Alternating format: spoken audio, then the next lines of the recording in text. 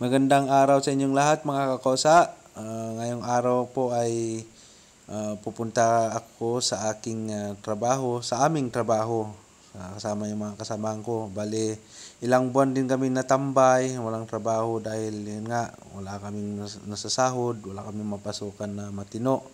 At ito, bumalik kami sa dati naming pinapasukan, baka sakaling mabigyan ulit kami. At ito nga, maaga akong nagising, naligo at naglagay na ng baon.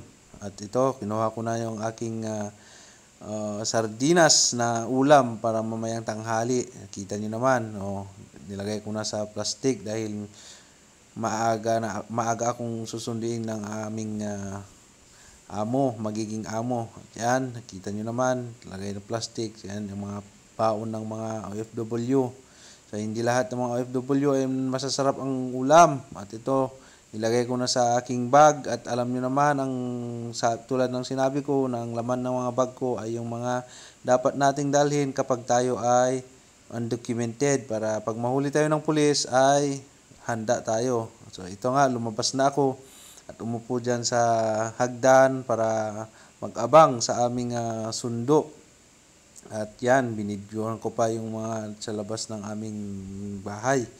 So maya-maya pa ay nandyan na, dumating na ang aking sundo at ito, pumasok na ako dahil yung amo namin ay isa pala siyang Egyptian. Ang tawag dito sa Saudi ay Masre. So ito, kahit papaano, medyo okay naman to. At ito nga, nandito na kami sa highway at yan Ford.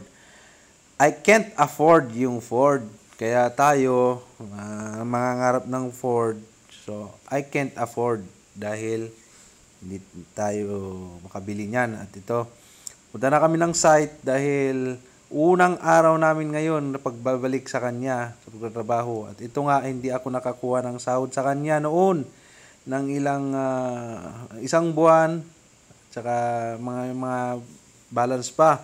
At ito, dito na kami sa site at dito muna kami dinala para maghakot daw ng salamin.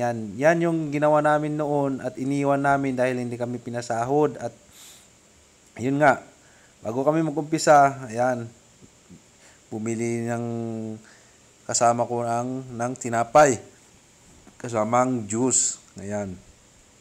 Yan muna ang aalmusalin namin ngayong umaga dahil wala kaming almusal sa oras na yan. At ito, may kasamang juice at yan ang tinapay na may hotdog. Yan eh. So, ayun, may panulak na yan, santap ang basa niyan. At dahil nga wala kaming ginagawa, ito, pagkatapos ng alas 12, kumain na kami. At ito, ganito kami kumain kapag oras ng kainan, yan, share kami. At tulad nga ng sinabi ko, nakita nyo kanina na yan, sardinas ang ulam namin. At saka dahil nga wala pa kaming sahod, nag-uumpisa pa lang. So, ganyan. Tingnan nyo naman yung mga kamay. Kita nyo yung mga lumilipad na mga langaw. Kaya sa mga kababayan dyan, hindi nyo akalain na ganyan kami kumain. At dito nga, dinala na naman kami dito sa pangalawang project.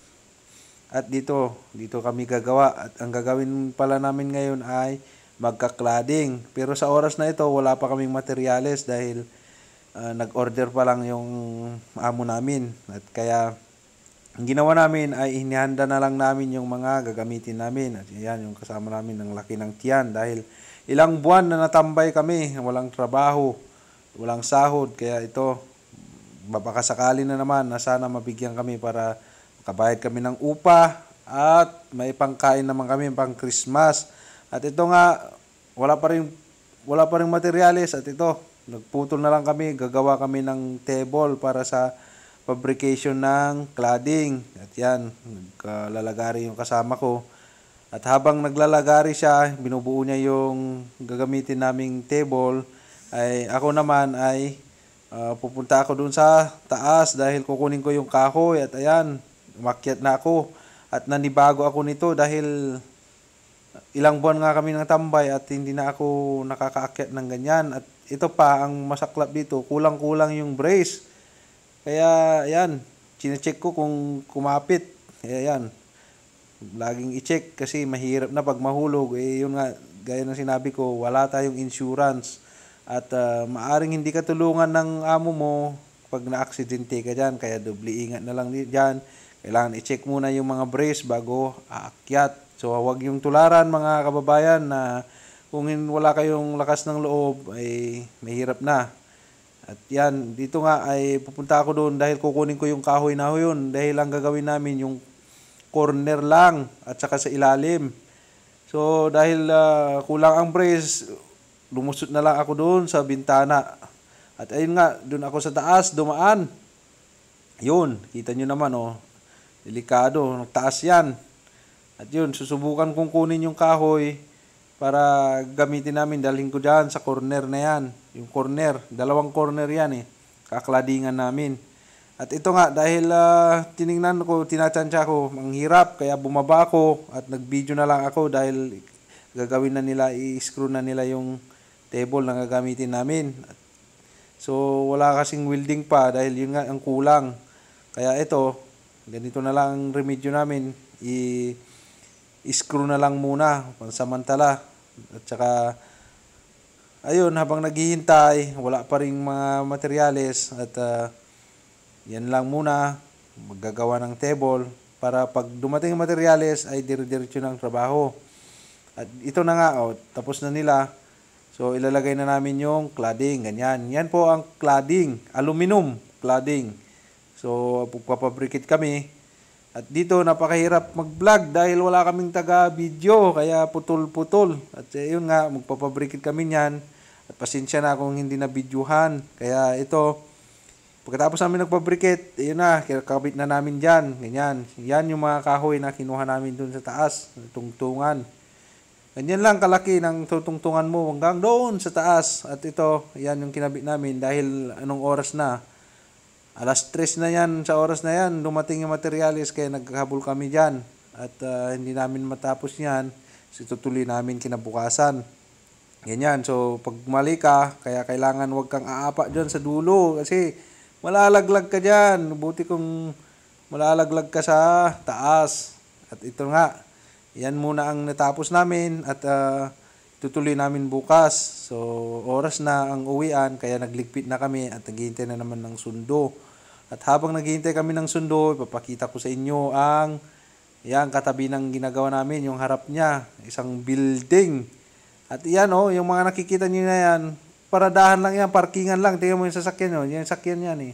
Marami pang sasakyan dyan, parkingan lang, pero ganyan ang building na parkingan. So ayan, napakataas na building yan. Ang harap pala niyan ay dagat. Hindi lang makita, kaya ito. For the last time, naipakita ko sa inyo muna. At bukas ulit mga kakosat, maraming salamat sa inyong panonood. Ingat and God bless.